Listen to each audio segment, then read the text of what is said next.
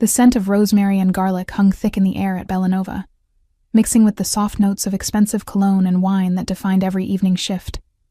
My feet ached inside the worn black flats I'd been wearing for 6 months straight, the same ones I'd bought from a secondhand store when I first started working here.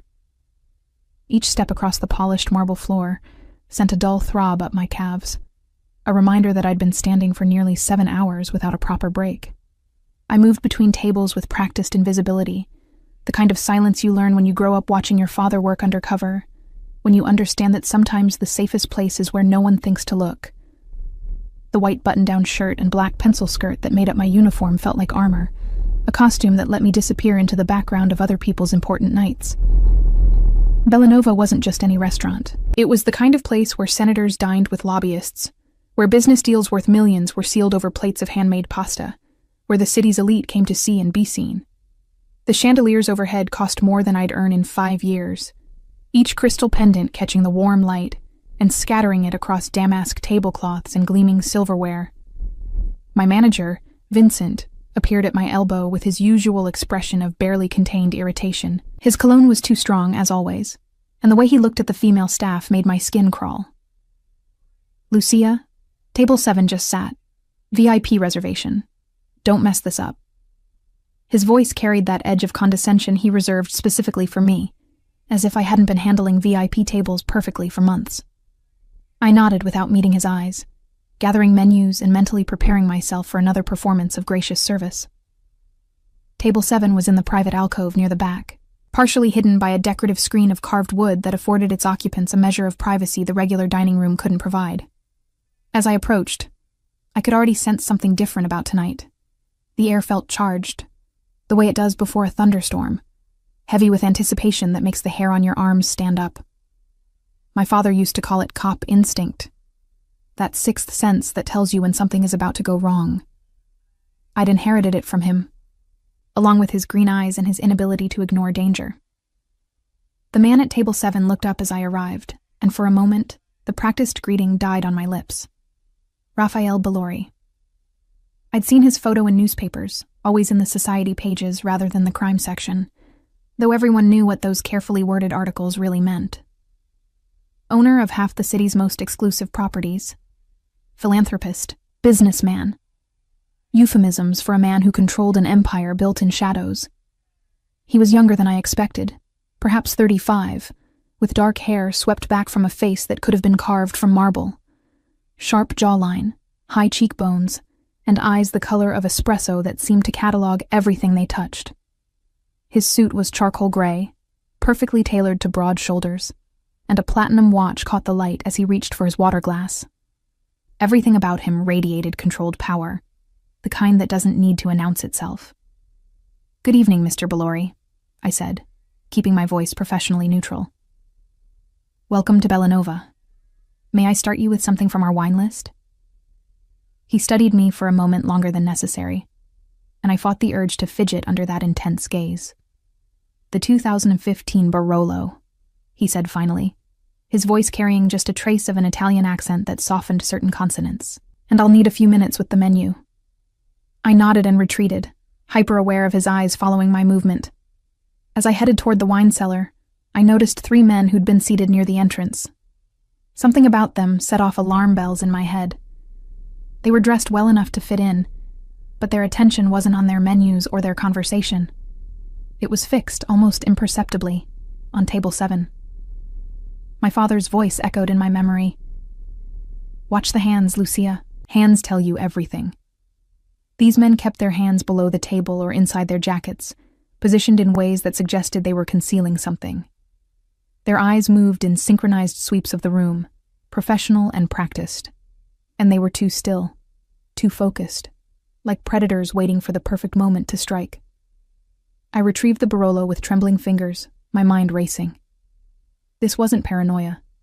I'd grown up around law enforcement, had learned to read body language and threat assessment before I learned algebra. Every instinct I had was screaming that those men weren't here to dine. As I returned to table 7, I saw one of the men touch his ear, an earpiece, barely visible. They were coordinated. This was planned. And Raphael Bellori, sitting there reading his menu with casual elegance, had no idea he was being hunted. I approached his table, my heart pounding so hard I was certain he could hear it. This was insane. I was a waitress, not a bodyguard. I should call the police, alert Vincent, do something official and safe and reasonable. But my father had also taught me that sometimes, by the time help arrives, it's too late. "Your wine, sir," I said, setting the bottle down with hands that only shook slightly. I began the familiar ritual of presenting the label, uncorking the bottle, but my mind was working frantically. How could I warn him without causing a scene that might trigger whatever these men were planning? Raphael nodded his approval of the wine, and I poured a small amount for him to taste. As he lifted the glass, I leaned in slightly, pretending to adjust the placement of his water glass. "When I drop the tray," I whispered, barely moving my lips, my voice so low it was almost subvocal. "Run." His hand froze midway to his mouth. Those dark eyes snapped to mine, and I saw the instant calculation there, the lightning-fast assessment of whether I was crazy, dangerous, or telling the truth. Whatever he saw in my expression must have convinced him, because he gave the slightest nod, so subtle anyone watching would have missed it. I straightened, picked up an empty tray from a nearby station, and deliberately positioned myself between his table and the three men who were now shifting in their seats, hands moving inside their jackets. My palms were slick with sweat. This was the stupidest thing I'd ever done. I was about to destroy my job, my reputation, possibly my life, based on instinct and a dead father's training. But those men were reaching for something, and every fiber of my being screamed that it wasn't a phone or a wallet. I let the tray slip from my fingers.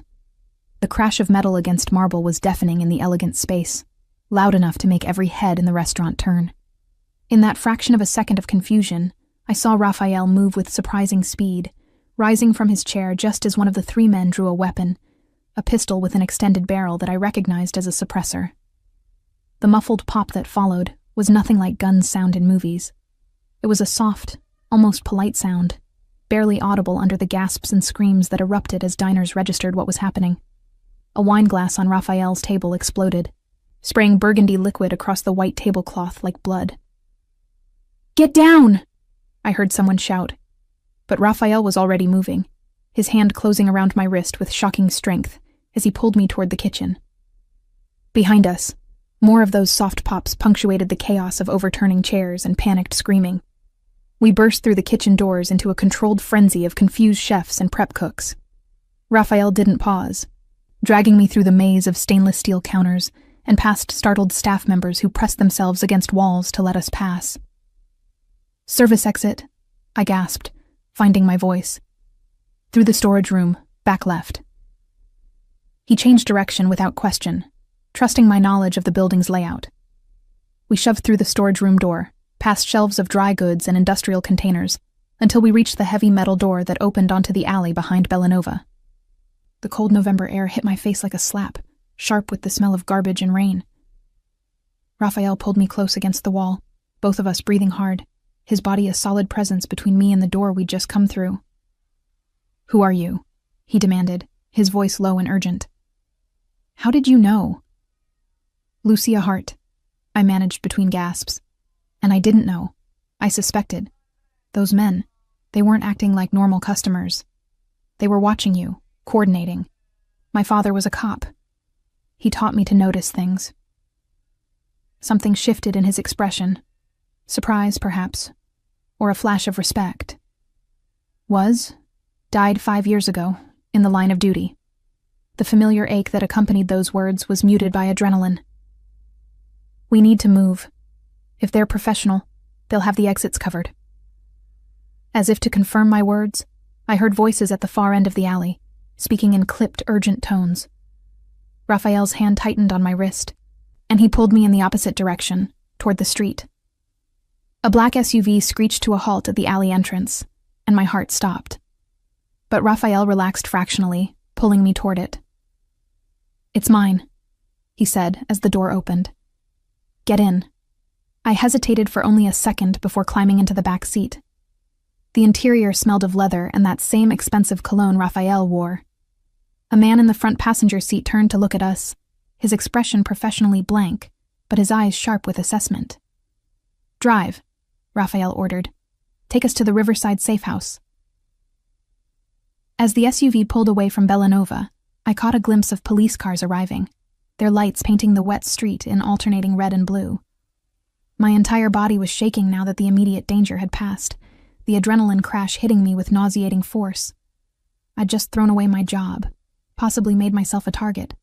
Definitely complicated my carefully constructed invisible life. All for a man I didn't know, based on instinct and training from a father who died believing that doing the right thing mattered more than staying safe. Raphael was watching me with those dark, assessing eyes. "You saved my life," he said finally. "Why?" I met his gaze, seeing my reflection in those depths. A woman with tangled blonde hair and wide green eyes, still wearing her waitress uniform, who looked as surprised by her own actions as he was. "Because someone had to," I answered simply, and I was the only one who noticed. The corner of his mouth lifted in something that might have been a smile, though it didn't quite reach his eyes. "Lucia Hart," he repeated my name as if testing its weight. "It seems I'm in your debt. That's not a position I find myself in often." The SUV navigated through city streets with practiced efficiency, and I watched my old life recede through the tinted windows, wondering what exactly I'd just gotten myself into, and whether survival instinct and dead father's training would be enough to get me out alive. The safe house wasn't what I expected. Somehow, I'd imagined something utilitarian. Concrete walls, minimal furniture, the kind of temporary shelter you see in movies about witness protection. Instead, the SUV pulled into an underground garage beneath a modern building of glass and steel, rising 20 stories above the Riverside district, where penthouses started at prices I couldn't even conceptualize. Raphael's driver, a man he'd called Marco, parked with military precision and opened my door before I could reach for the handle. My legs felt unsteady as I stepped out, the adrenaline fully drained now, leaving behind a hollow exhaustion that made my bones feel like water. "This way," Raphael said, his hand at the small of my back, guiding me toward a private elevator with the same controlled touch he'd used pulling me through Bellanova's kitchen. His palm was warm through the thin fabric of my uniform shirt, and I was acutely aware of how inappropriate my outfit was for wherever we were going. The elevator rose smoothly, no buttons visible on the panel inside. Biometric security, I realized, watching Raphael press his thumb to a small scanner. The kind of technology that cost more than my yearly salary. The kind that said whoever lived here had secrets worth protecting with the best money could buy. We emerged into a foyer of marble and minimalist elegance.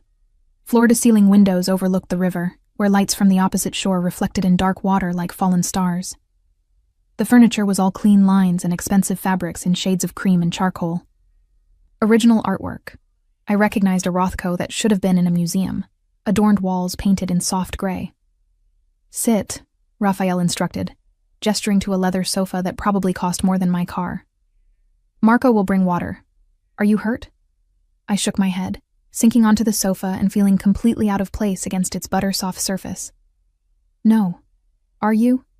"No." He was studying me with that same intense focus from the restaurant, but now there was something else in his expression. Calculation mixed with what might have been genuine curiosity. "Tell me about your father." The request was unexpected, but something in his tone made it less intrusive than it should have been. "Detective James Hart. 20 years with the police force, 15 in organized crime division." The words came automatically, worn smooth by repetition. "He died during a raid that went wrong. Someone on the inside had tipped off the targets. He walked into an ambush." Raphael's expression didn't change, but something flickered in those dark eyes. "I'm sorry for your loss." It was 5 years ago. I wrapped my arms around myself, suddenly cold despite the warmth of the apartment. "After he died, my mother couldn't handle staying in the city. Too many memories. She moved to Arizona, remarried. I stayed. Couldn't leave the place where he'd lived and died. Felt like abandoning him somehow." Marco returned with water in a crystal glass that felt almost weightless in my hand. I drank gratefully, the cold liquid grounding me back in my body in this surreal moment. "The men at the restaurant," I said, setting the glass down on a coaster that appeared as if by magic in Marco's hand. "Who were they?" Raphael moved to the windows, hands in his pockets, his reflection ghostly against the night view. Professionals, hired by people who want to see my organization dismantled. He glanced back at me. Did you recognize them? No, but I know what professionals look like. My father used to bring his work home sometimes. Photos, case files. He'd quiz me on body language, threat assessment, said everyone should know how to spot danger. I managed a weak laugh. Never thought I'd actually use those lessons. Your father taught you well. Raphael turned to face me fully. Those men were Serbians, part of a crew that's been trying to move into territory I control. This is the third attempt on my life in 6 months. The casual way he discussed assassination attempts made my stomach clench. This was real. Not a movie or a news story, but the actual dangerous world my father had spent his career trying to dismantle. You should go to the police, I said, knowing even as the words left my mouth how naive they sounded. Raphael's smile was almost sad. The police can't help me, Lucia. The people who want me dead have resources that rival government agencies. Reporting the attack would only tell them I survived, and they'd try again. Better to let them wonder. So what happens now? I asked, fear creeping back into my voice. Those men saw me help you. They saw me warn you. If they're professionals like you say, they'll identify me. Come after me to get to you. Yes, he agreed, and I appreciated that he didn't try to soften the truth. They will. Which is why you're staying here, under my protection, until we can neutralize the threat. I stood abruptly, the reality of my situation crystallizing with sharp clarity. I can't just disappear. I have a job, an apartment, responsibilities. Your job at Belanova is gone the moment you don't show up for your next shift, Raphael interrupted, his voice gentle but firm. Your apartment is already being watched. Marco confirmed it 20 minutes ago. There's a man in a sedan across the street, another in the coffee shop on the corner, both carrying concealed weapons. The room tilted slightly. How do you know that? Because the moment we left the restaurant, I had my people sweep your known addresses, your apartment, your usual routes, places you frequent. It's what I would do if I were them. Identify everyone who helped their target escape, eliminate potential witnesses, send a message. I sank back onto the sofa, my hands trembling. This is insane. I'm a waitress. I don't know anything about your business or your enemies. I just noticed 3 men acting suspicious and made a split-second decision. A decision that saved my life, Raphael said, moving to sit in the chair across from me. And made you a target. I'm sorry for that, Lucia. Truly. But the reality is, you're safer here than anywhere else in the city right now. For how long? My voice came out smaller than I intended. Until we find the people who hired tonight's assassins and convince them that continuing this vendetta is more costly than walking away. He leaned forward, elbows on his knees, his gaze holding mine. I know this isn't the life you chose, but I give you my word. You will be protected. Everything you need will be provided. And when this is over, you'll walk away with enough money to start over anywhere you want. I don't want your money, I said automatically, though the offer was tempting. I want my life back. Your old life is gone, he said, not unkindly. The moment you dropped that tray, everything changed. The question now is what kind of new life you build from this moment forward. I wanted to argue, to insist this was temporary, that things would go back to normal. But I'd grown up in a cop's household. I knew how these situations worked. Once you were marked by dangerous people, normal became a luxury you couldn't afford. A door opened, and a woman appeared, middle-aged, professionally dressed, with salt and pepper hair pulled into a neat bun. The guest room is prepared, Mr. Bellori. Thank you, Elena. Raphael stood, gesturing for me to follow. Elena manages the household. Anything you need, ask her. She's been with my family for 20 years. You can trust her. Elena's smile was warm but assessing as I rose on unsteady legs. This way, Miss Hart. I've laid out some clothes that should fit until we can get your sizes properly. I followed her down a hallway lined with more expensive art, my mind still reeling. The guest room was larger than my entire apartment, with a king-sized bed dressed in linens that looked like clouds, a sitting area with comfortable chairs, and an ensuite bathroom of marble and glass. "There are toiletries in the bathroom," Elena said, opening the closet to reveal several outfits in neutral colors. "Mr. Bellori thought you might want to shower and rest. It's been quite an evening." "That's putting it mildly," I muttered, then caught myself. "I'm sorry. I don't mean to be rude. I'm just overwhelmed." Elena's expression softened. "You saved his life. That's not a small thing. Try to rest. Things will look clearer in the morning." After she left, I stood in the center of the room, feeling like an actress who'd wandered onto the wrong stage. The clothes in the closet were expensive. I could tell by the weight of the fabric, the quality of the stitching. Cashmere sweaters, silk blouses, designer jeans in exactly my size. How had they known? The shower was almost obscenely luxurious, with water pressure that felt like a massage, and heated floors that kept my bare feet warm. I stood under the spray for a long time, watching my waitress persona wash away down the drain, revealing someone I didn't quite recognize underneath. When I finally emerged, wrapped in a towel softer than any I'd ever owned, I found Elena had left a tray with tea and small sandwiches. I hadn't realized I was hungry until I saw the food, and I ate mechanically while my mind tried to process the last few hours. My phone sat on the bedside table where I'd left it. 15 missed calls from Vincent, 3 from my roommate Sarah, and dozens of texts asking where I was, if I was okay, what the hell had happened at the restaurant. I started to reply, then remembered Raphael's words about my apartment being watched. A soft knock interrupted my spiraling thoughts.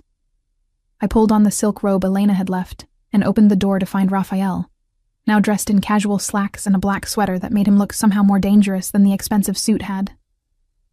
"Can't sleep either?" he asked, and I noticed the tension around his eyes, the way his shoulders carried a weight that hadn't been there in the restaurant. "Too much adrenaline," I admitted, "and too many questions. I owe you answers." He gestured to the sitting area. "May I?" I nodded, curling into one of the chairs while he took the other. The city lights painted his face in shadows and illumination, making him look both younger and infinitely older.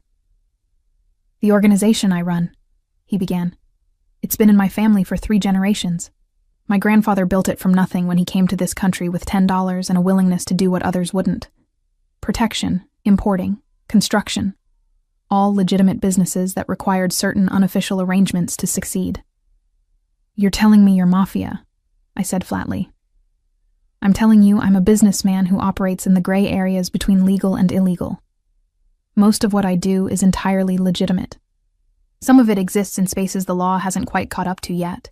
And yes, some of it crosses lines that society has decided are important. My father spent his career putting people like you in prison," I said, surprising myself with the lack of venom in my voice. I should have been disgusted, outraged. Instead, I felt only a strange, detached curiosity. "And I respect that," Raphael said. "The world needs people like your father, drawing lines and defending them. But it also needs people like me, operating in the spaces those lines don't reach. The gray areas where laws are unjust or inadequate, where people need protection the system can't or won't provide. That's a convenient rationalization. It's the truth as I see it." He didn't look away from my skeptical gaze. "I won't pretend to be something I'm not, Lucia. I've done things that would horrify you, hurt people, made decisions that keep me awake at night. But I've also protected hundreds of families, kept neighborhoods safe, provided opportunities where none existed. And the people trying to kill you? What line did you draw that they're trying to erase?" His expression darkened. "They want what I have. Territory, influence, profit streams. This city has been stable for 10 years under my family's control. These Serbian groups, they see opportunity in disruption. They think if they can eliminate me, everything I've built will fracture and they can claim the pieces. So this is about money. It's always about money, power, or revenge, usually all 3. He stood, moving to the window with that same restless energy I'd noticed earlier. "My father died protecting this organization. My uncle before him. I've been running things for 5 years, and every day someone wants to test whether I'm as strong as they were. I studied his reflection in the glass, seeing past the expensive clothes and cultivated power to something more human underneath. Are you? I don't know, he admitted, surprising me with the vulnerability in his voice. Some days I think I am. Other days, like tonight, I realize how fragile it all is, how one professional with a clear shot could end everything I've built. But they didn't, I said softly, because a waitress with cop training dropped a tray at the right moment. He turned, and his smile was genuine this time, reaching his eyes and transforming his face. Because a remarkably observant woman with more courage than sense decided a stranger's life was worth risking her own for. The warmth in his voice made something flutter in my chest, and I looked away, uncomfortable with the sudden intimacy of the moment. I should try to sleep. It's been an impossible night. It has. He moved toward the door, then paused. Lucia? Thank you. I know you didn't ask for any of this, but I'm grateful you were there tonight. And I promise you, you will be safe here, whatever it takes. After he left, I lay in the impossibly comfortable bed, staring at the ceiling and trying to reconcile the dangerous man from the news stories with the one who'd just shown me a glimpse of his humanity. My father had taught me to see criminals as enemies, as people to be stopped and brought to justice. But Raphael didn't fit that simple narrative. He was complicated, layered, both dangerous and protective in ways that confused my inherited moral compass. As I finally drifted toward sleep, my last coherent thought was that I'd crossed some invisible line tonight. Not just by saving Raphael's life, but by beginning to see him as something more than the villain in my father's war. And I had no idea if that made me brave, foolish, or something else entirely. Morning arrived with soft golden light filtering through curtains I didn't remember closing. For a disorienting moment, I couldn't place where I was.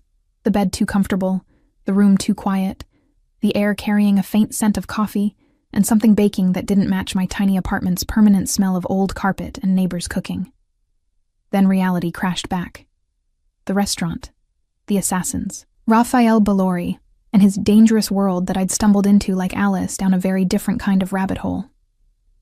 I found clothes laid out on the chair, designer jeans that fit perfectly, a soft gray sweater in cashmere, and undergarments still in their packaging.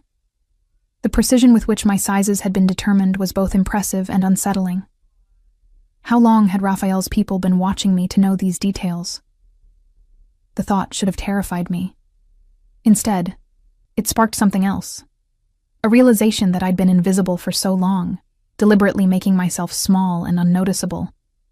That being truly seen, even in this dangerous context, felt almost like relief. I dressed quickly and followed the smell of coffee to a kitchen that belonged in a design magazine.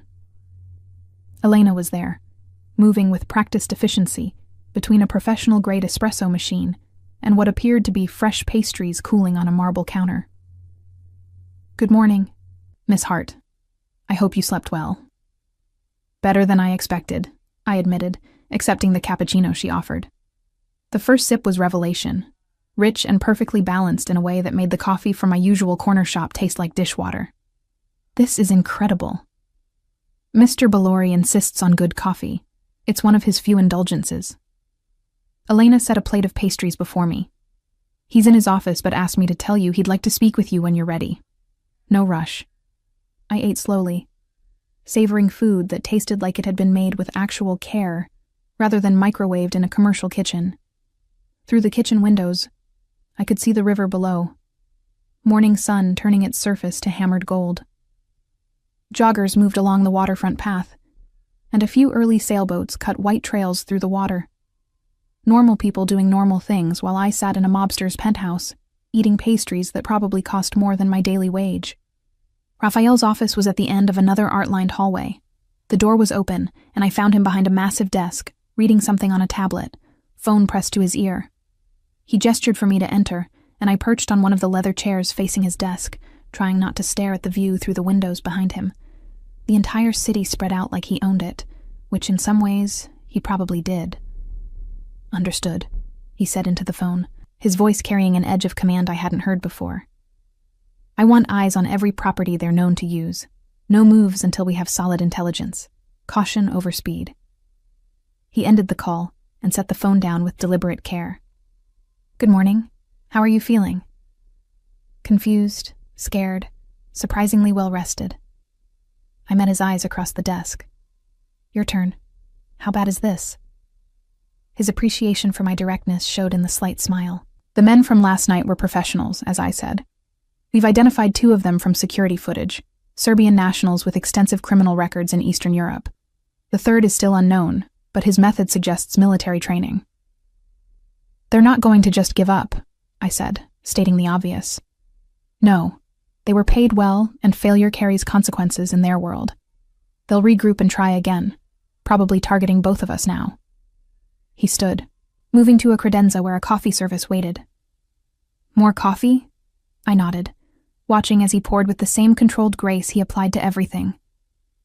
"What's your plan?" "Information gathering first.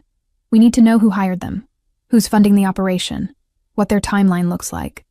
Then we dismantle the threat at its source." He handed me a fresh cup.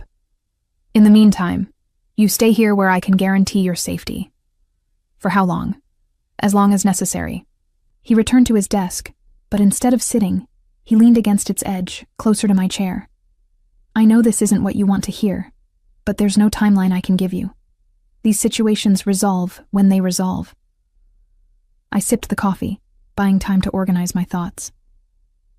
"Can I ask you something?" "Anything." "Last night, you said your father died protecting this organization. What did you mean?" Something shifted in his expression. Pain, quickly masked, but not quite fast enough. "My father, Dominic Bellori, ran the family business for 25 years. He was strong, smart, absolutely ruthless when necessary. But he was also fair. He believed in loyalty, in protecting the people under his umbrella. 5 years ago, a rival organization decided to test his strength. They started small, stealing shipments, intimidating his allies, making moves to undermine his authority. Raphael moved to the window, his back to me, and I could see the tension in his shoulders. My father could have responded with overwhelming force, could have started a war that would have left bodies in the streets. Instead, he tried negotiation, tried to find a peaceful solution that wouldn't endanger innocent people. What happened?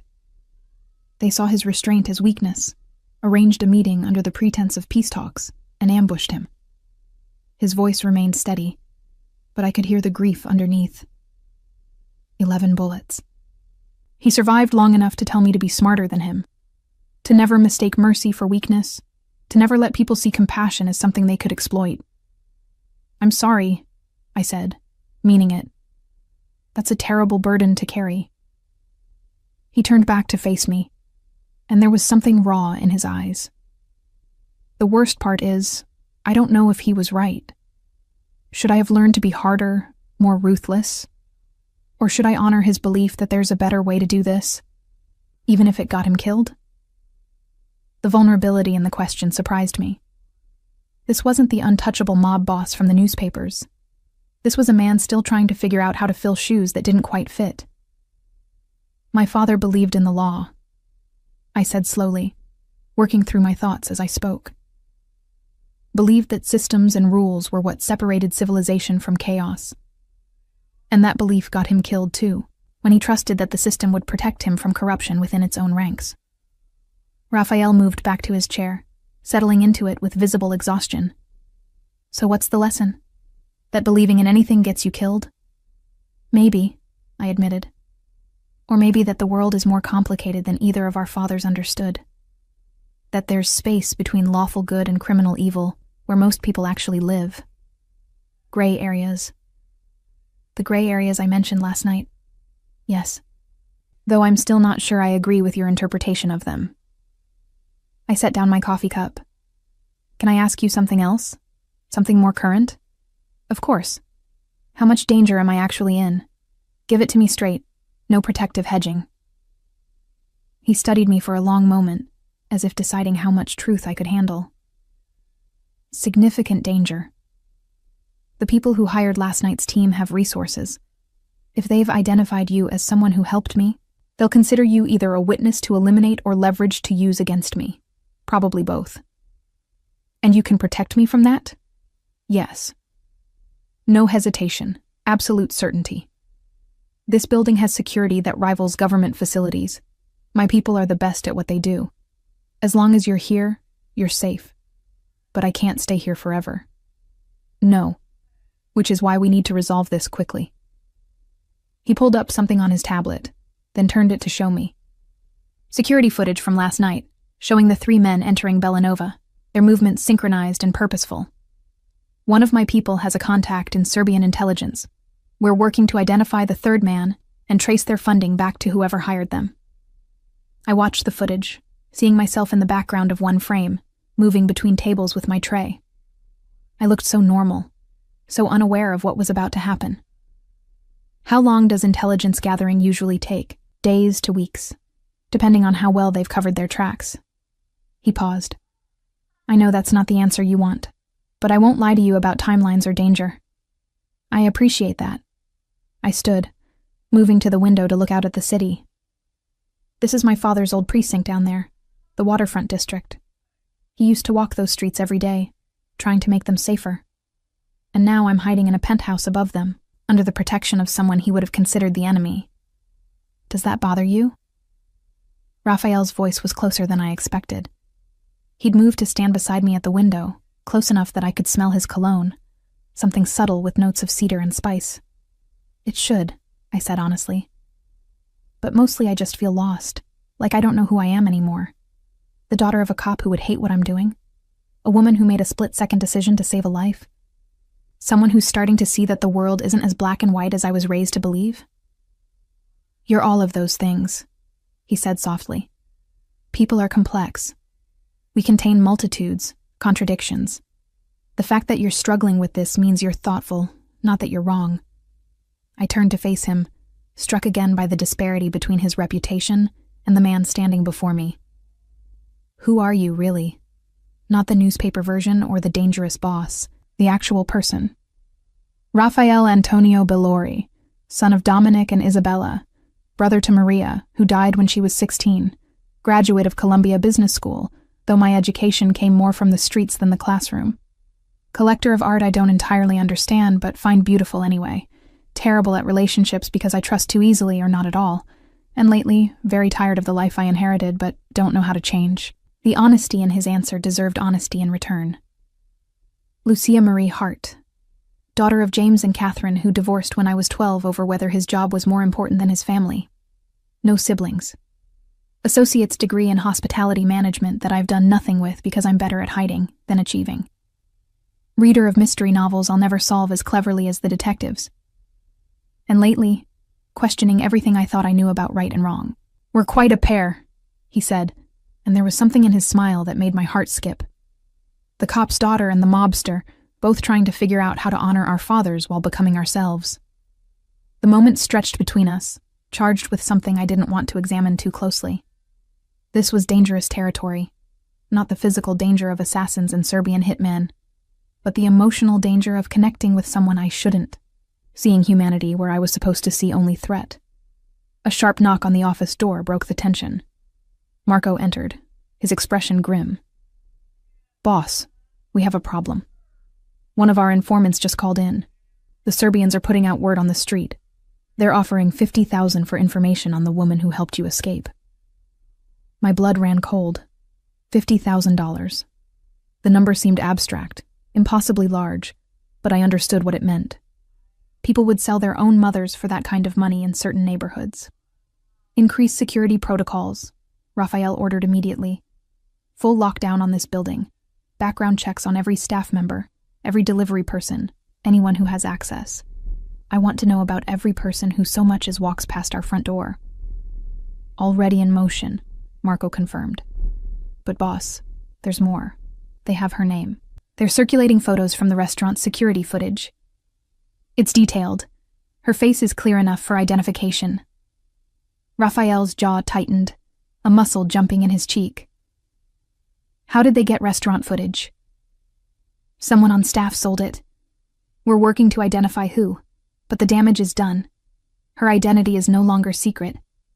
I sank back into the chair, my legs suddenly unable to support my weight.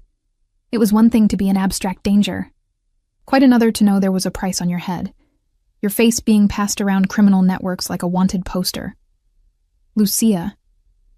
Raphael knelt beside my chair, his hands gripping the armrests on either side of me, his face level with mine. Look at me. You're safe here. I won't let anything happen to you. You can't promise that, I whispered. $50,000. People will try anything for that kind of money. Let them try. His voice was cold steel now, the dangerous man from the newspapers surfacing. I have resources they can't imagine. Anyone who comes for you will regret it for however long they have left to live. The absolute certainty in his voice should have frightened me. Instead, it was oddly comforting, knowing that someone with his power and resources had decided I was worth protecting. What do we do now? I asked, forcing strength back into my voice. Now, he said, standing and helping me to my feet. We accelerate our timeline. If they're moving this aggressively, it means they're either very confident or very desperate. Either way, we don't wait for them to make the next move. We take the fight to them. How? His smile was cold and calculating. We use their desperation against them. Make them think they've found you. Draw them into a trap and end this permanently. Using me as bait, I said, remembering my words from last night. Using them as bait, he corrected. You'll be protected every second, surrounded by my best people. They'll never get close enough to touch you. But they don't know that. They'll come thinking they can collect their bounty, and instead, they'll walk into an ambush that ends their operation permanently. It was risky, dangerous, and probably insane.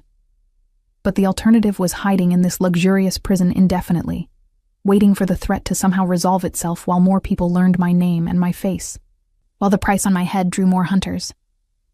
Okay, I heard myself say. Tell me what you need me to do. Raphael's expression shifted, respect mingling with concern. Are you sure? Once we start this, there's no backing out halfway through. I'm sure. I was surprised to find it was true. I didn't ask for any of this, but I'm in it now. Better to end it on my terms than wait for them to choose the moment. He studied my face, searching for doubt or fear. Whatever he found must have satisfied him because he nodded once, decisively. Then we plan. Marco, call Giovanni and Stefano. We have work to do. As Marco left to make the calls, Raphael turned back to me. This will be dangerous. More dangerous than last night, because last night you had the element of surprise. This time they'll be expecting trouble. But they won't be expecting to walk into a trap, I said, understanding his strategy. They'll think they've found an opportunity, not an ambush. Exactly. He pulled out his tablet, already sketching out a plan. We'll need the right location, the right bait to draw them in, and impeccable timing. And after, I asked, after we spring this trap and hopefully catch the people behind this, what happens to me? He looked up from the tablet, his dark eyes holding mine. That depends on you. I meant what I said last night. When this is over, you can walk away with enough money to start fresh anywhere you want. New city, new name if necessary, a clean break from everything that happened. Or, he said slowly, you could stay. Not as a prisoner or someone under protection, but as someone with a place in this world. Someone whose skills and instincts proved valuable. Someone I'd like to know better without the immediate threat of death hanging over both our heads. The offer hung in the air between us, weighted with implications I wasn't ready to examine. But before I could respond, Giovanni and Stefano arrived, and the conversation shifted to tactics and strategy, transforming me from victim to active participant in my own survival. As I listened to Raphael outline the plan, I realized that something fundamental had shifted inside me. I was no longer just James Hart's daughter, trying to honor his memory by staying invisible and safe. I was becoming someone new, someone who dropped trays and sprung traps, who saw danger coming and ran toward it instead of away. My father had taught me to recognize evil and fight it through legal channels, but Raphael was teaching me that sometimes survival required operating in those gray areas, making choices that weren't clearly right or wrong but simply necessary. And somewhere between the cop's daughter I'd been and the woman I was becoming, I was starting to find someone I could actually live with. The plan took shape over the next 2 days, each detail calibrated with the precision of a surgical strike.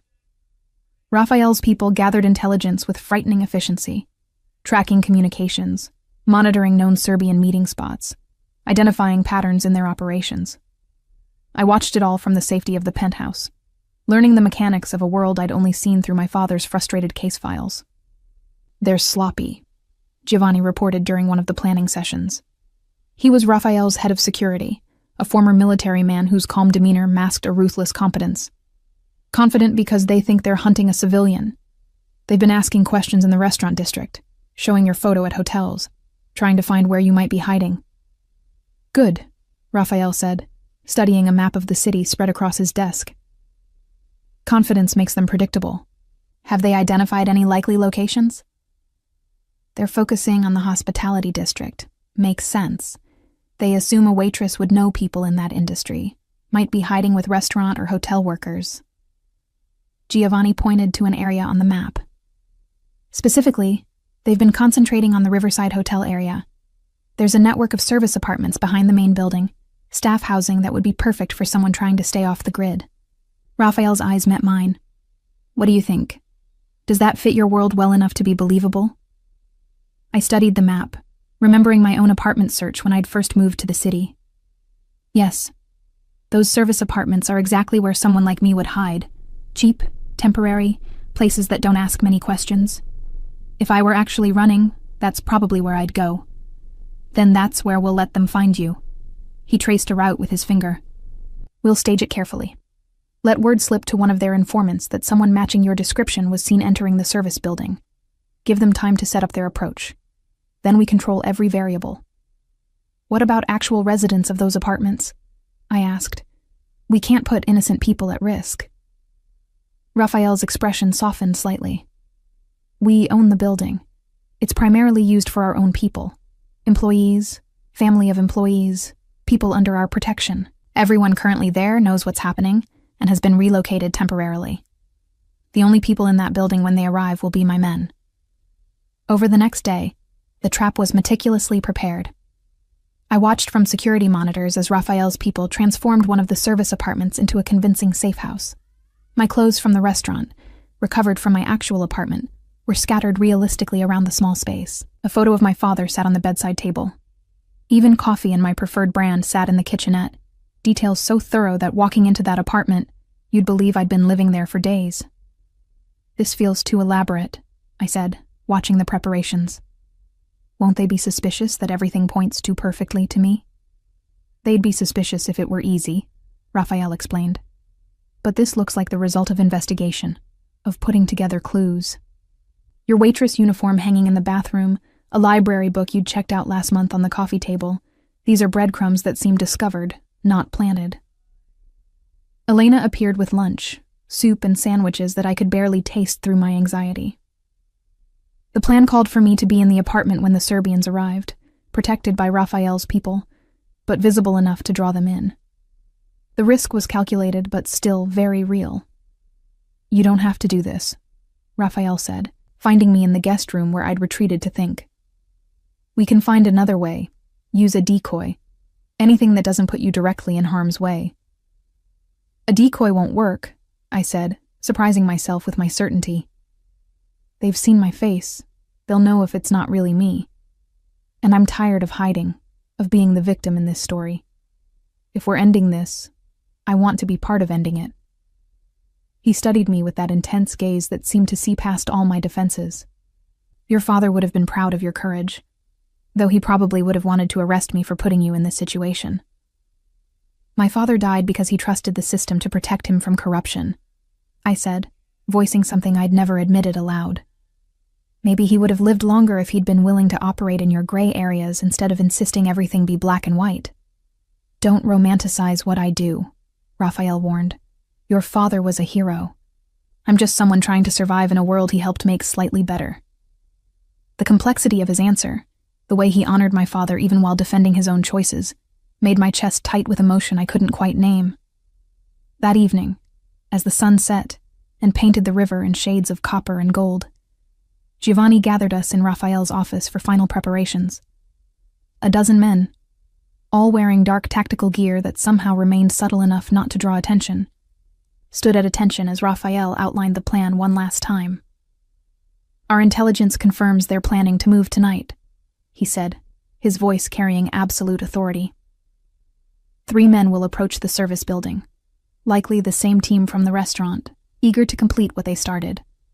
2 more will provide overwatch from the parking structure across the street. We'll have counter-snipers in position to neutralize the overwatch team the moment they reveal themselves. And team. He pointed to a blueprint of the apartment building. The primary team will enter through the service entrance here, using stolen maintenance credentials. They'll take the stairs to the 3rd floor, apartment 3B, where Miss Hart will be visible through the partially open door. She'll appear to be alone, packing to leave, creating urgency that will rush their approach. Giovanni took over.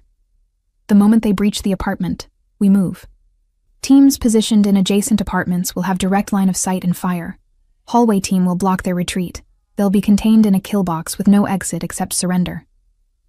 "Rules of engagement?" one of the men asked. Raphael's expression turned cold. "Subdue if possible. Eliminate if necessary. Priority 1 is Miss Hart's safety. Priority 2 is capturing at least one of them alive for questioning. Everything else is secondary." The clinical way they discussed my protection as a military operation should have been disturbing. Instead, it was reassuring to see the level of professionalism, the way every variable had been considered and planned for. "What about me?" I asked. "What exactly am I supposed to do when they enter the apartment?" "Stay calm," Raphael said. "The door will be rigged to alert us the moment they touch it. You'll have approximately 5 seconds between their entry and our response.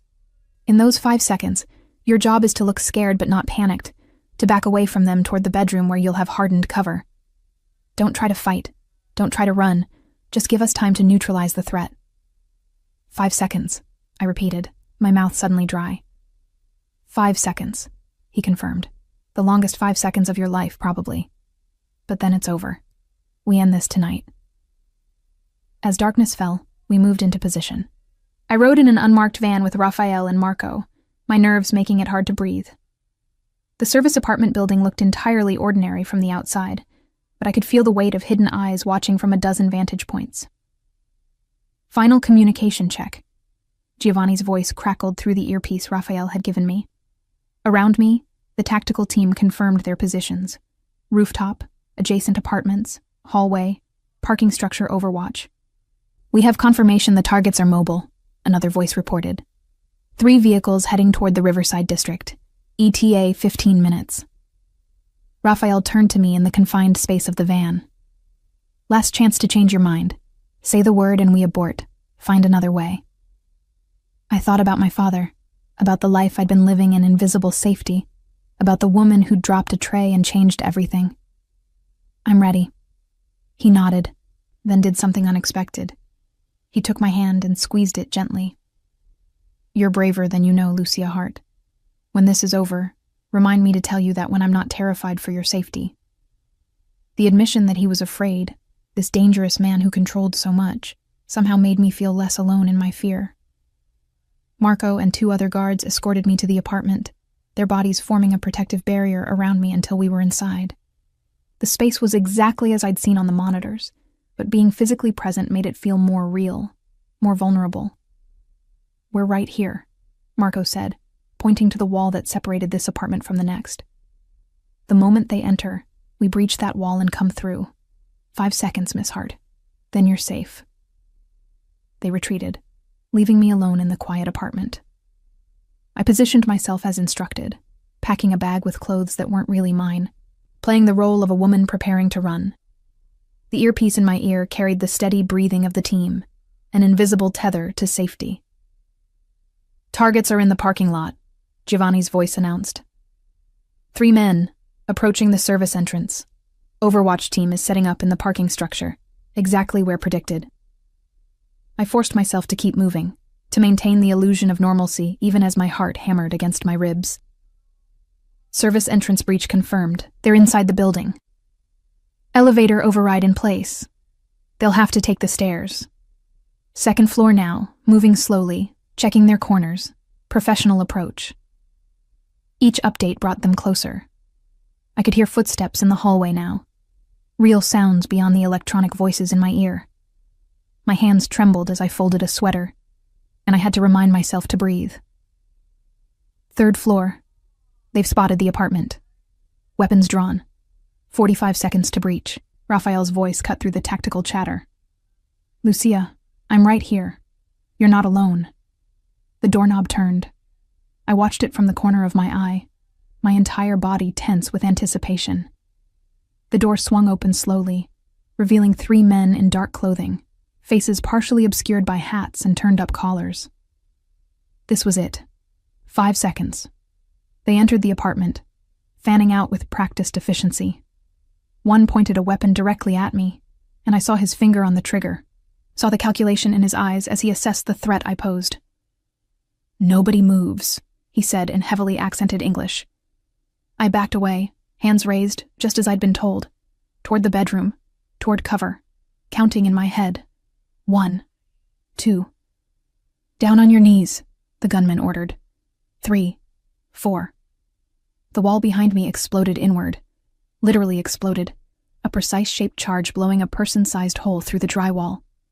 Raphael's men poured through, weapons raised, shouting commands in voices trained to dominate through sheer authority. "Weapons down! On the ground now!" The hallway door crashed open simultaneously, more men entering, creating a crossfire that left the 3 Serbians with nowhere to go.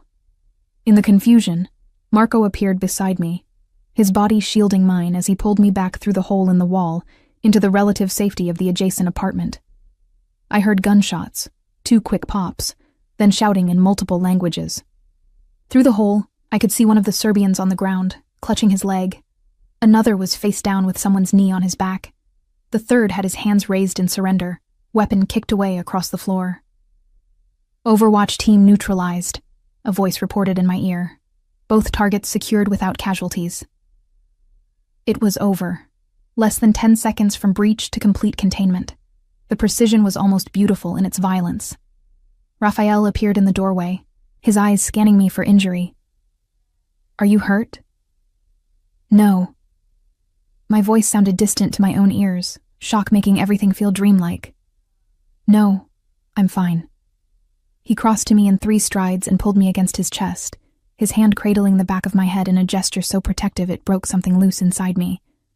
I shook against him, adrenaline and relief and fear all crashing over me at once. "It's over," he murmured against my hair. "You're safe. It's over." Through the wall, I could hear Giovanni interrogating the prisoners, his voice calm, but promising terrible things if they didn't cooperate. They were talking, words tumbling over each other in eagerness to bargain for their lives. Raphael kept holding me while his people did what they did, keeping me sheltered from the worst of it. Eventually, Giovanni appeared in the doorway. "We have names," he reported. "The people who hired them, their financing routes, their operational structure. Everything we need to dismantle their entire network." "Good." Raphael's voice was cold satisfaction. "Start with the money. Cut off their funding and the rest will collapse on its own." As we left the apartment building, the danger finally, truly behind us, I realized that I'd crossed another invisible line tonight. Not just by serving as bait, but by choosing to trust Raphael's world over the safe certainty of my father's moral absolutes. The city looked different as we drove back to the penthouse. Less threatening, more full of possibilities. I'd survived. More than survived. I'd actively participated in my own salvation, stepping into danger with clear eyes and emerging stronger. Raphael's hand found mine in the darkness of the car, his fingers intertwining with mine, in a way that felt both comforting and full of promise. "When this is over," I said softly.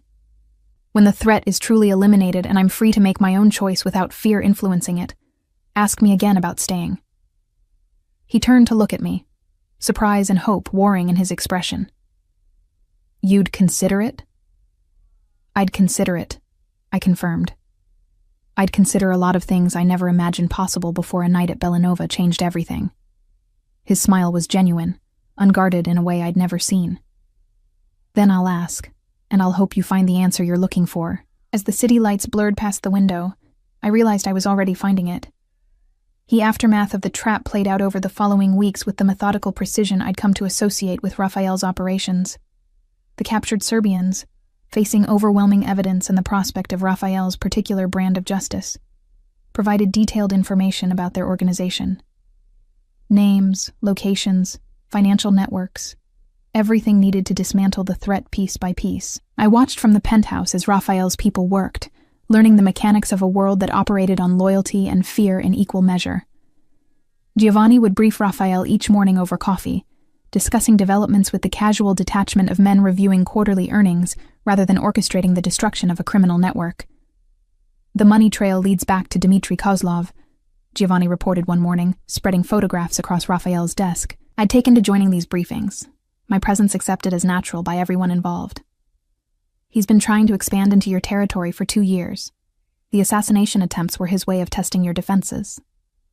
Raphael studied the photos with cold interest. "Dmitry is old school. He won't negotiate, won't back down unless we give him no other choice." "We could eliminate him," Giovanni suggested casually. "Make it look like natural causes. Heart attack, stroke. The medical examiner we have on retainer could handle it cleanly." The casual discussion of murder should have horrified me.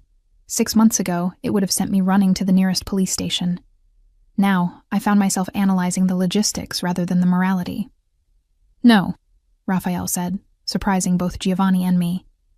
"Killing Dmitry creates a power vacuum, and vacuums invite chaos. Better to make him understand that continued aggression costs more than potential gains." "How?" I asked, genuinely curious. Raphael's smile was cold calculation. "We go after his revenue streams. Import licenses he depends on mysteriously get tied up in bureaucracy. His properties fail health inspections. His business partners receive better offers elsewhere. We make cooperation more profitable than conflict." "Economic warfare instead of actual warfare," I said, understanding. "Cleaner, harder to trace, and no bodies to explain." "Exactly." Raphael looked at me with something like approval. "Your father would have called it corruption. I call it pragmatism." Over the following days, I watched Raphael's strategy unfold with elegant efficiency. Dmitry's shipping company found its permits under review. His restaurants faced unexpected visits from health inspectors who found violations that required expensive remediation. His political allies suddenly became unavailable, their phone calls unreturned. "He's asking for a meeting," Giovanni reported after 2 weeks. "Wants to discuss terms." Raphael nodded. "Set it up. Neutral ground, appropriate security protocols. And Giovanni? Make it clear that Miss Hart's safety is part of the terms. Anyone who threatens her, now or in the future, becomes my personal enemy." The meeting took place in a private room at one of the city's oldest restaurants, the kind of place where men had been settling disputes over white tablecloths and expensive wine since before Prohibition. I attended at Raphael's insistence, my presence a statement that I was under his protection, and anyone who forgot that did so at their peril. Dmitry Kozlov was in his 60s, heavyset, with the weathered face of someone who'd spent decades fighting his way to power. His eyes when they found me were calculating, assessing my value in this equation. "So this is the waitress who caused all this trouble," he said, his Russian accent thicker than his hired men had been. "You must be very special, Miss Hart, for Raphael to go to such lengths." "She is," Raphael replied before I could speak, his tone brooking no argument. "And she remains off limits. That's non-negotiable." Dmitry studied us both with undisguised interest. "I see. This is personal then, not business." "It's both," I said, surprising myself by speaking up. "Raphael protected me because I saved his life. But I choose to stay because I see the difference between your approach and his. You hire men to shoot people in restaurants. He finds ways to resolve conflict that don't endanger innocents." Dmitry laughed, though there was little humor in it. Spoken like someone new to this world. "Give it time, Miss Hart. You'll learn we're all the same underneath." "I disagree," Raphael said quietly. "And I'm offering you the chance to prove I'm right. We can continue this war, destroy each other's operations until there's nothing left but rubble and bodies. Or we can establish boundaries, agree to stay in our respective territories, and both profit without the cost of constant conflict." The negotiation that followed was conducted in that same quiet, almost cordial tone. Two powerful men dividing a city between them like generals drawing borders on a map. I listened and learned, understanding that this was how Raphael's world actually functioned, not through constant violence, but through calculated agreements backed by the threat of overwhelming force if those agreements were broken. "The girl remains untouchable," Raphael stated as one of his conditions. "Not just by you, but by anyone in your network. She's under my protection permanently. Harm to her means war." Dmitri nodded slowly. "Agreed. Though I hope she appreciates the privilege of such protection." "I do," I said, meeting his gaze directly. "I also appreciate that Raphael is giving you the chance to walk away from this with your life and your operations intact. That's more mercy than you showed him when you sent men to murder him over dinner." For a moment, tension crackled through the room. Then Dmitri laughed, genuine amusement this time. "She has fire, this one. Be careful, Raphael. Women with courage are more dangerous than enemies." "I'm counting on it," Raphael replied, his hand finding mine under the table. The meeting ended with an agreement in principle, details to be finalized by their respective lawyers. As we left the restaurant, Raphael pulled me aside. "That was incredibly risky," he said, though his tone held admiration rather than rebuke. "Dmitri doesn't respond well to being challenged, especially by women." "I know," I admitted. "But I needed him to understand that I'm not just some random civilian who stumbled into your protection. I chose this. I choose you." Something shifted in Raphael's expression. Heat and hunger, and something deeper that made my breath catch. We were standing in a hallway between the private dining room and the main restaurant, momentarily alone in a space that smelled of old wood and expensive wine. "Lucia," he said. My name both a question and a prayer. I answered by closing the distance between us, going up on my toes to press my lips to his. He responded immediately, one hand cupping the back of my head, the other pulling me against him as he deepened the kiss with an intensity that made my knees weak. This was different from the careful distance we'd maintained over the past weeks. This was acknowledgement of what had been building between us since that first night. Attraction, yes, but also respect, understanding, a recognition of souls that had found unexpected completion in each other. When we finally broke apart, both breathing hard, Raphael rested his forehead against mine.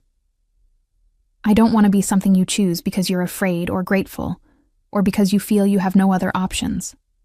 "You're not," I said firmly. "You're what I choose because I see who you really are. Not the dangerous man from the newspapers, or the crime boss from my father's case files. The man who honors his father's memory by trying to be better than simple violence. The man who protected a stranger because it was the right thing to do. I'm not a good man, Lucia. Maybe not by my father's definition, but you're good in ways that matter to me. You're honest about what you are. You protect the people under your care. You choose the least violent path when you can. That's a kind of goodness, even if it exists in those gray areas." He pulled me close again, his arms around me feeling like the safest place I'd ever known. "When this is truly over, when Dmitri's agreement is finalized and there's no more immediate threat, I want to do this properly. Court you, take you to dinner, show you parts of my life that aren't about danger and negotiation." "I'd like that," I said, smiling against his shoulder. Though I have to admit, the danger and negotiation have been kind of exhilarating. His laugh was warm against my hair. That's the Stockholm Syndrome talking. Or maybe I'm just discovering I like operating in the gray areas more than I thought I would. Over the following weeks, I settled into my new reality with surprising ease. Raphael insisted I stay at the penthouse while Dmitri's people finalized their withdrawal from certain territories. But it no longer felt like protective custody.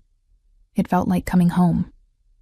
Elena taught me to appreciate the art Raphael collected, explaining the history and significance of pieces I'd initially dismissed as expensive decoration. Giovanni showed me the security systems that kept the building safe, trusting me enough to explain vulnerabilities and protocols usually kept from civilians. Marco, the driver who'd first brought me to the safe house, became something like a friend, sharing stories about Raphael that revealed the man behind the reputation. But it was time alone with Raphael that I treasured most. Quiet mornings over coffee, discussing everything from politics to philosophy. Evenings spent cooking together in the vast kitchen, teaching each other dishes from our different backgrounds. Late nights on the terrace, watching the city lights, and talking about futures that seemed impossible, but increasingly inevitable. "My father would hate this," I said one night, wrapped in Raphael's jacket against the autumn chill, his arm around my shoulders. "He spent his career fighting men like you. And yet he raised a daughter brave enough and smart enough to save one," Raphael replied. "That's legacy, Lucia. Not the war he fought, but the values he instilled that let you make your own choices about right and wrong. Do you think there's room in the world for both of us? His version of justice and yours?" "I think the world is bigger than either or," Raphael said thoughtfully. "Your father's approach, working within the system, pushing for change through legal means, that's vital. It keeps society moving toward better. But my approach, operating in the gray areas, providing what the system can't or won't, that's necessary too. Maybe we need both to keep the whole thing balanced." The philosophical discussion was interrupted by his phone, Giovanni calling with news that Dmitri had signed the formal agreement. Territories were established, boundaries recognized, the threat officially neutralized. "It's over," Raphael said, ending the call. He turned to me with an expression I couldn't quite read. "You're free, Lucia. The danger has passed. Dimitri's agreement includes permanent protection for you, so even if you leave, you'll be safe." "And if I don't want to leave?" I asked, my heart pounding. "Then we discuss what staying looks like. Not as someone under my protection, but as an equal partner in this strange life I've built." He took my hand, his thumb tracing patterns on my palm. "I meant what I said weeks ago. I want to court you properly, give you the chance to choose me without fear or gratitude muddying the decision. Take me to dinner tomorrow night," I said. "Somewhere normal, where we're just Raphael and Lucia, not the crime boss and the waitress. And afterward, I'll give you my answer about staying." The next evening, Raphael took me to a small Italian restaurant in Brooklyn, far from the expensive establishments of Manhattan. No private rooms or security details, just us in a corner booth, eating pasta that was almost as good as Elena's, drinking wine that didn't cost more than my monthly rent. "This is where I grew up," Raphael said, gesturing to the neighborhood visible through the restaurant windows. 3 blocks from here. My father worked in a bakery before he started his own business. My mother cleaned houses." "Tell me about them," I said, wanting to understand the foundation that had built the man across from me. He talked for hours, sharing memories I suspected he rarely voiced. His father's fierce pride and fiercer loyalty. His mother's gentle strength and unwavering support. His sister Maria, dead at 16 from a disease his father's legitimate income couldn't afford to treat properly. "That's when everything changed," Raphael said quietly. "When my father realized that playing by society's rules meant watching your daughter die because you couldn't afford the treatment that might have saved her. He stepped into the gray areas then, did what he had to do to make sure no one under his protection would face that choice again." "And you've continued that," I said, understanding clicking into place. "That's why you built legitimate businesses, why you try to minimize violence, why you negotiate instead of just taking what you want by force. You're trying to honor your sister's memory by being better than the circumstances that killed her." "Is that so different from what you're doing?" he asked. "Trying to honor your father by being brave, by seeing nuance instead of absolutes, by choosing the hard path instead of the safe one." We were both products of loss and love, I realized. Both trying to live up to impossible standards set by people we'd loved and lost. Both finding our way towards something that honored their memory without being imprisoned by it. "I want to stay," I said, as we walked back to where Marco waited with the car. "Not because I'm afraid to leave, not because I'm grateful for protection. I want to stay, because I see a future here I never imagined possible. With you." Raphael stopped walking, turning to face me under a streetlight that painted his face in amber and shadow. "You're sure? This isn't an easy life, Lucia. There will always be threats, always be complications, always be choices between the right thing and the necessary thing." "I'm sure," I said, "because those same complications exist everywhere." At least here, I'll be facing them with someone who sees the world in the same complicated way I'm learning to see it. He kissed me then, slow and deep and full of promise. When we broke apart, both smiling, he pulled a small box from his jacket pocket. "I was going to wait," he admitted. "Give you more time, make it more romantic. But I've been carrying this for a week, hoping you'd choose to stay." Inside was a ring, elegant and understated, a single diamond on a platinum band. Not ostentatious, not a statement of wealth, but perfect in its simplicity. JR, continue. "It was my mother's," Raphael said as I stared at it. "She gave it to me before she died. Told me to save it for someone who saw past the surface to who I really am. Someone brave enough to choose this life with clear eyes." "It's perfect," I whispered, as he slipped it onto my finger.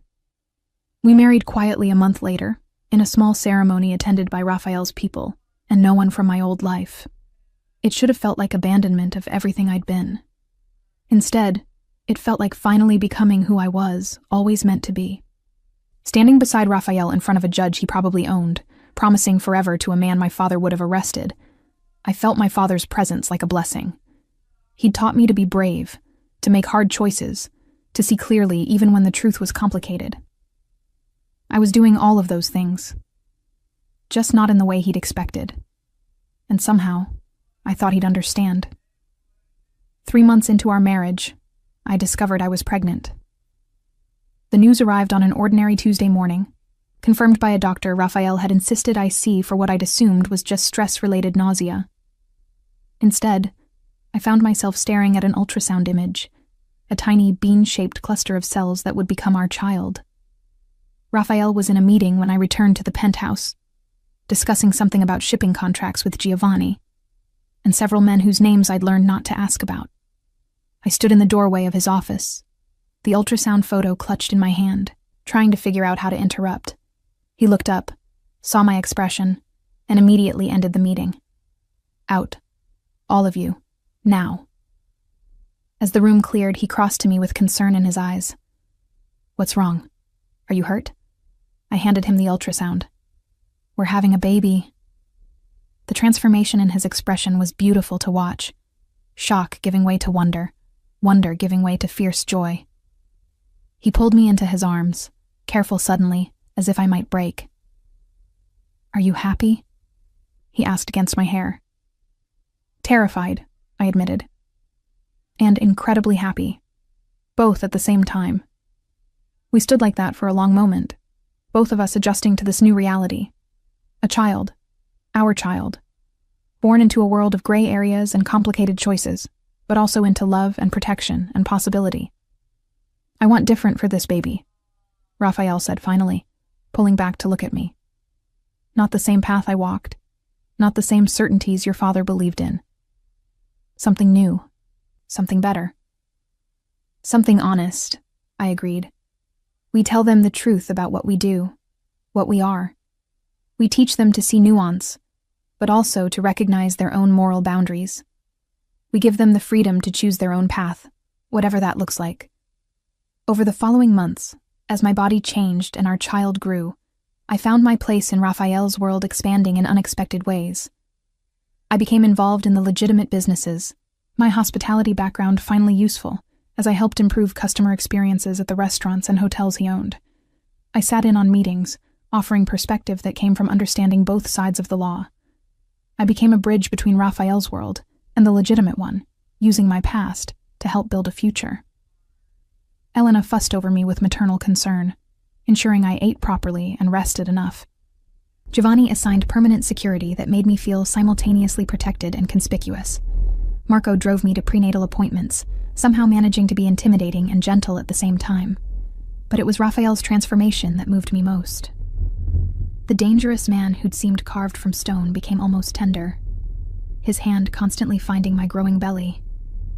His voice soft when he spoke to our unborn child about the world they'd inherit.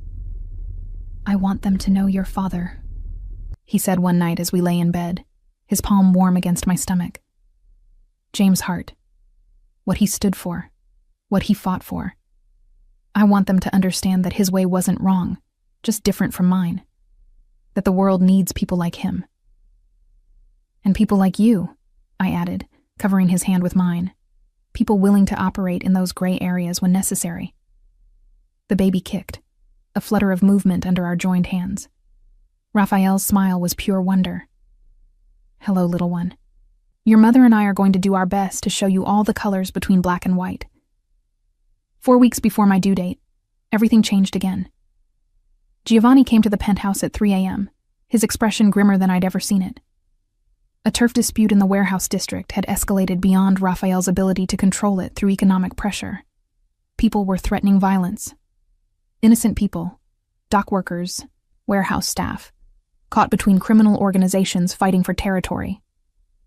We can contain it, Giovanni said, but it will require force, significant force.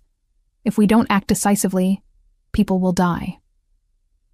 I watched Raphael's face as he processed this information, saw the war between the man who preferred negotiation and the boss who understood sometimes force was the only language certain people understood. Do what's necessary, he said finally. But minimize casualties. Target only those actively making threats. And Giovanni? Anyone who targets civilians answers to me personally. After Giovanni left, Raphael sat in heavy silence, and I could see the weight of command pressing on him. This is the part you don't see in the quiet moments, he said. The part where good intentions aren't enough, where choosing the lesser evil is still choosing evil. Tell me, I said, lowering myself carefully into the chair across from his desk. He looked at me with those dark eyes that had first seen through my invisibility at Bellanova. The dispute is over dock access for shipping. One of Dimitri's competitors is trying to muscle in, using tactics that put workers at risk. They've already hospitalized 3 people who refuse to cooperate with their demands. If we don't respond, it sends a message that my protection is meaningless. So you respond with force. Controlled force. Targeted. But yes. He ran a hand through his hair, a gesture of frustration I'd come to recognize. This is who I am, Lucia. This is what I do. Some problems can't be solved with negotiations and economic pressure. Sometimes the only way to protect innocent people is to make bad people fear the consequences of hurting them. I understood what he was really asking, whether I could live with this version of him. The man who tried for peace but defaulted to controlled violence when necessary. The man who existed perpetually in those gray areas, making impossible choices with imperfect information. I know who you are, I said firmly. I knew when I chose to stay. This doesn't change anything except making me worry more about your safety. Relief and love mingled in his expression. I'll be careful. I always am. The operation that night was textbook Raphael, overwhelming force applied with surgical precision. The people making threats found themselves outnumbered and outgunned, given a simple choice. Leave the territory immediately or face consequences they wouldn't survive. Most chose to leave.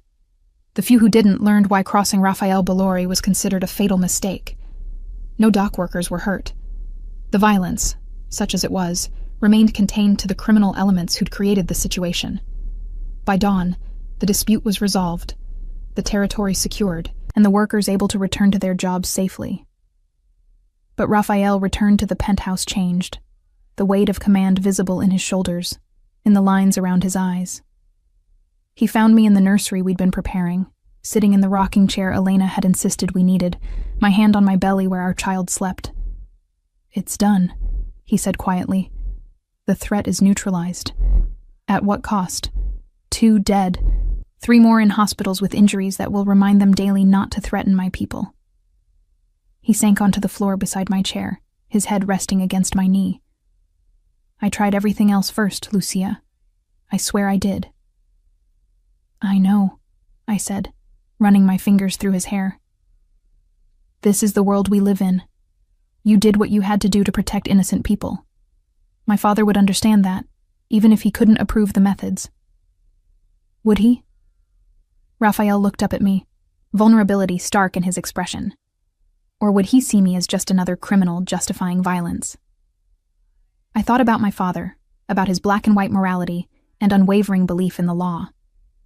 But I also thought about his core value, protecting innocence, stopping those who would do harm, making the world safer for people who couldn't protect themselves. He would see someone who prevented 3 more hospitalizations, I said finally. Someone who chose the option that saved the most lives. The methods would bother him, but the outcome? That he'd understand. Raphael's hand found my belly, our child moving beneath his palm. I want better for them, for this little one. A world where these choices don't have to be made. Then we build that world, I said. One decision at a time. One choice to negotiate instead of fight. One agreement instead of a war. We use your position, your power, to make those gray areas a little lighter. It won't be perfect. It won't satisfy people on either extreme, but it will be progress. Over the following weeks, I watched Raphael implement changes I'd suggested. More investment in legitimate businesses, creating legal alternatives to illegal revenue streams. More support for community programs that address the root causes of crime. More partnerships with officials who believed in reform rather than just punishment.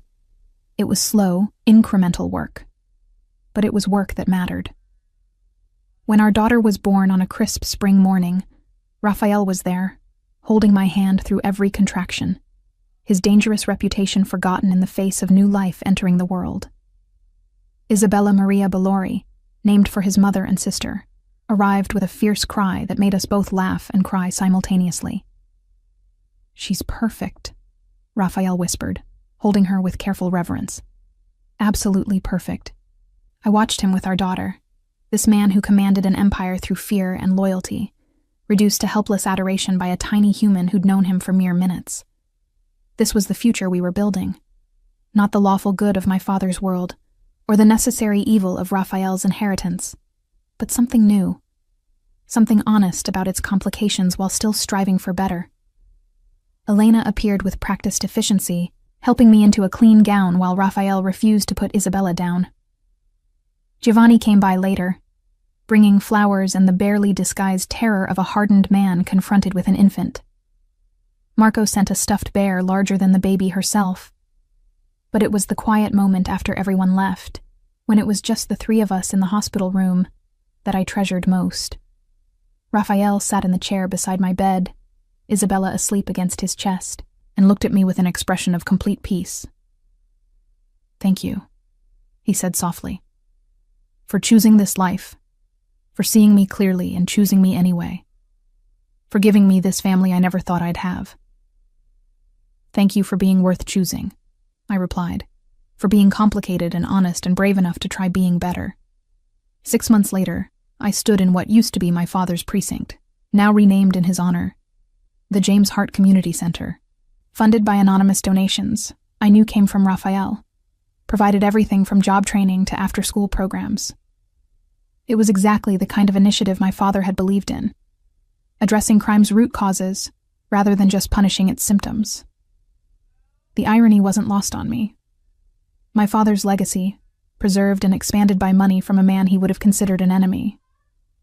But as I looked around at the families using the center's resources, at the lives being changed through opportunity rather than incarceration, I thought maybe Dad would understand. Maybe he'd see what I saw. That the world wasn't as simple as he'd believed, but that the core values he'd taught me could operate in spaces he'd never imagined. Raphael found me in the center's library, Isabella sleeping against my chest in her carrier. "Thinking about your father?" "Thinking he'd be confused but probably secretly proud," I said. "This is exactly what he wanted. Safer communities, better opportunities, people having alternatives to crime." "Built with dirty money," Raphael pointed out. "Cleaned by good intentions," I countered. "That's the gray area, Raphael. Money doesn't care where it came from, only where it goes. If it goes to helping people, does the source matter?" He pulled me close, careful of our sleeping daughter. "You've become quite the moral philosopher, Mrs. Bellori." "I learned from the best," I replied. "A cop who taught me to see clearly, and a crime boss who taught me that clarity includes understanding complexity." We stood there in the library built with complicated money honoring a simple man, our daughter between us representing a future that honored both their memories. Not perfect, not uncomplicated, but honest about what it was while striving for what it could become. The gray areas, I'd learned, weren't about compromising your values. They were about understanding that values could be honored in unexpected ways, through imperfect means toward better ends. My father had saved lives through law. Raphael saved lives through controlled power. And I, the daughter of one and wife of the other, was learning to honor both paths while forging my own. It was enough. More than enough. It was everything.